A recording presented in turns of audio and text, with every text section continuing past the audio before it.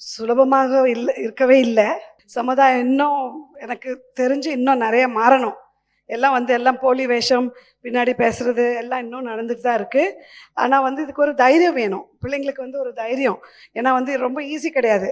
நம்ம நம்ம உடம்பு மாற்றம், நம்ம ஃபிசிக்கல் மாற்றம் எல்லாம் வச்சு ஒரு ஒரு ஒரு ஆம்பளையாக இருந்துட்டு அப்புறம் ஒரு சொசைட்டியில் போகும்போது ரொம்ப தைரியம் வேணும். ஏன்னா கேலி கூச்சல், பின்னாடி பேசுகிறவங்க நிறையா.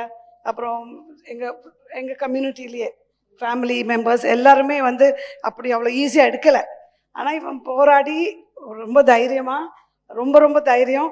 அவன் சேனல்ஸில் அவனோட இன்டர்வியூஸ் நடக்குது. எல்லாரோட திருநங்கைகளோட பிரச்சனைகள் எல்லாம் எடுத்து உங்ககிட்ட கருண் சார் எப்போ சொன்னாருமா? என்கிட்ட என்னோட ரொம்ப கஷ்டம் என்னென்னா என்று சொல்லவே இல்லை.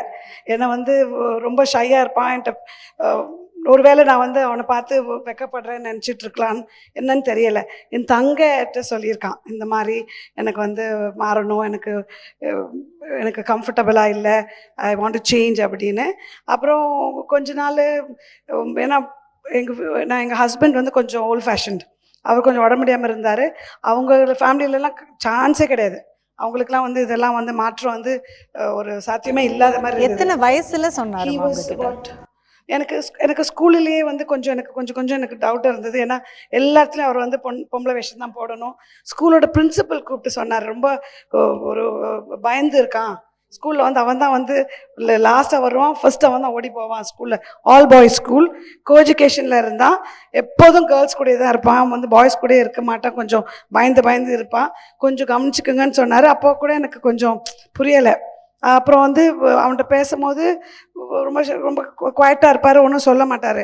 அப்புறம் தான் எனக்கு தெரிஞ்சு கூட ஃபேமிலியில் இருக்கிறவங்களே அவனை ஒரு விக்டிமாக்கி அவனை லைக் செக்ஷுவல் அப்யூஸ் பண்ணி ரொம்ப கஷ்டப்பட்டிருக்கான். அப்போ பெங்களூரில் ஒரு பெரிய மேகசினில் அவரோட கதை எழுதியிருந்தார். தற்செயலாக அந்த மேகசின் நான் படிச்சுட்டு ரொம்ப ஐயோ என் பிள்ளைக்கு நான் இல்லாமல் இருந்துட்டேனோன்னு ரொம்ப ஃபீல் பண்ணி அதுலேருந்து எனக்கு முன்னோக்கி தான் போயிட்டுருக்கோம். ரொம்ப சந்தோஷமாக இருக்கும். எத்தனை வயசில் நீங்கள் ஏற்றுக்கிட்டீங்க? அபவுட் ஒரு 10 வயசு இருக்கும், 10-12 வயசில். ஆமாம். அப்போ எனக்கு சொல்ல தெரியல, என்னன்னு தெரியலை, ஏதோ பிரச்சனை. அது ஒரு 15-16 இயர்ஸில், ஒரு 16 வயசில்.